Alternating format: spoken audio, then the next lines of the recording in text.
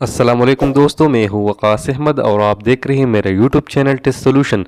दोस्तों, जैसा कि आप लोगों को मालूम है कि मुआइनीन हुज्जाज का जो रिज़ल्ट था वो एनटीएस डिक्लेयर कर चुका है और इस तरह जो फिज़िकल टेस्ट है वो भी एनटीएस कंडक्ट कर चुका है। लेकिन अभी जो है ना बहुत से लोगों का शकूक व शुबहात था मेरिट के हवाले से, इस तरह मार्क्स के हवाले से बहुत से लोगों का ये ख्याल था कि इसमें गड़बड़ हो चुकी है।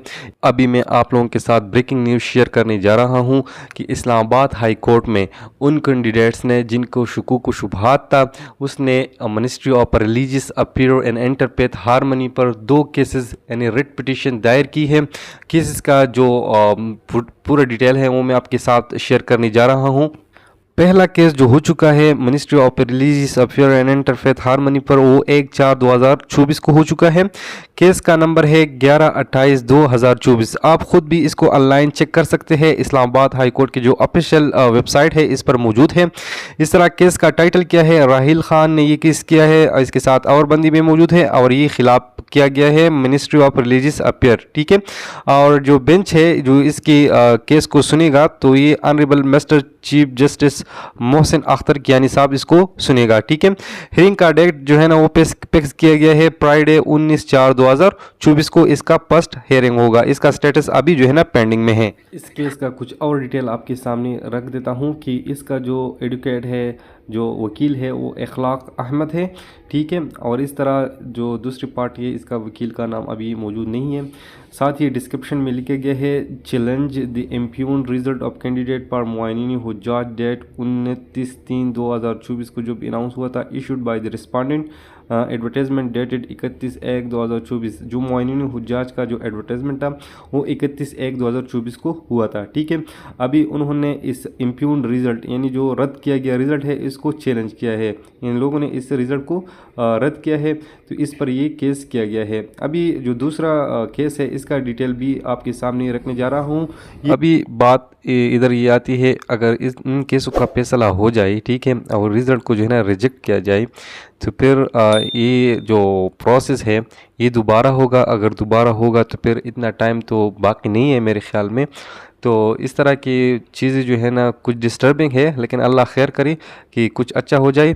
आती है दूसरी केस की जानिब कि दूसरा केस जो है ना किसने किया है, वो भी इस्लामाबाद हाई कोर्ट में किया गया है और इसको भी चीफ जस्टिस अख्तर कियानी साहब सुनेगा। तो आती है डिटेल की जानिब। दूसरी केस का डिटेल कुछ इस तरह है कि ये केस आज यानी 3/4/2024 को किया गया है। ठीक है, और केस का नंबर है 1141/2024। ठीक है, केस टाइटल जो है ना ये अमीर शहजाद अशरफ साहब ने किए है वर्सेस जो मिनिस्ट्री ऑफ रिलीजियस अफेयर है इसकी सेक्रेटरी के खिलाफ किया गया है। बेंच जो है ना इसको सुनेगा ये honourable mister justice Mohsin Akhtar Kiyani sahab इसको सुनेगा। ठीक है, और हियरिंग डेट में लिखा गया है कि 4/4 यानी कल जो है ना इसके लिए हियरिंग डेट रखा गया है और नीचे लिखा गया है कि ये अर्जेंट केसेस है। ठीक है, अर्जेंट बेसिस पर इसको जो है ना प्रोसीडिंग किया जाए। तो आप लोगों को बताता चलूँ कि आप खुद भी इन केसेस का डिटेल है वो चेक कर सकते हैं। आपने जाना है जो है इस्लामाबाद हाई कोर्ट का जो ऑफिशियल वेबसाइट है उस पर, फिर जो है ना उधर केसेस की डिटेल सर्च करने के लिए एक सर्च बार आ जाएगा। उसमें आपने जो है ना केस का डिटेल यानी पहली केस का डिटेल किया था वो, और इस तरह 11/28 था मेरे ख्याल में, और इस तरह ये 11/41 है। दोनों केसेस का नंबर डालना है उधर तो आपको सारा डिटेल शो करेगा। तो इस तरह आप जो है ना चेक कर सकते हैं कि क्या ये जो केसेस है ये ठीक है या फिर जो है ना ये फेक है। फेक नहीं है, बिल्कुल जो है ना ओरिजिनल केसेस है। ऑनलाइन आप इसको चेक कर सकते हैं। आप लोगों को बताता चलो कि इन लोगों ने ये केस क्यों किया है।